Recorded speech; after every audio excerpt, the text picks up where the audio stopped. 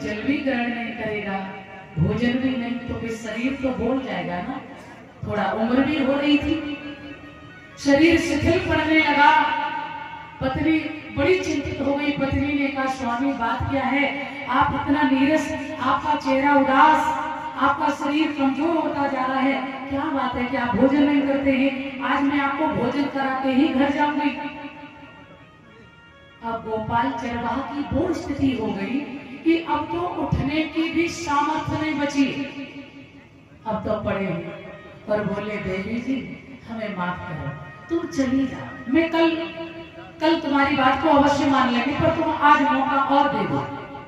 स्थिति गिरती जा रही है, इतनी हो गई, इतनी नाजुक हो गई कि अब तो गोपाल चरवाह की वो स्थिति है कि अब तो उठ के एक निवाला भी तोड़कर भगवान को देने की सामर्थ्य नहीं है। बड़े इंद्रियां शिथिल हो चुकी है, श्वास भी समझ लो निकलने वाली है। गोपाल चरवाह ने कहा, प्रभु मुझे ऐसा लग रहा है कि इस जीवन में आपका दर्शन अब नहीं होगा।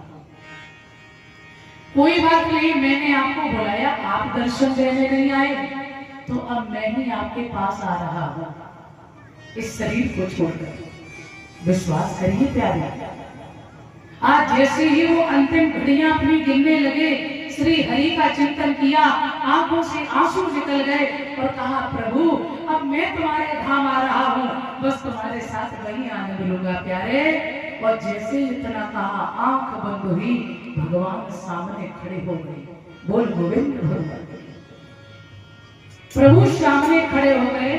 और अब तो गोपाल पड़ा था, सामर्थ्य नहीं, आंख बंद है, इंद्रियां बिल्कुल अस्वस्थ हो चुकी है, शिथिल शरीर है। भगवान पास में खड़े हो गए और धीरे से सर पे हाथ रखा और कहा, गोपाल।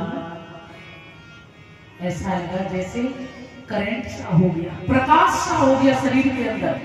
जो ही भगवान ने कहा गोपाल, तुरंत ऊर्जा प्राप्त हुई और धीरे से आंख खोली। अरे इतना मीठा कौन बोल रहा है?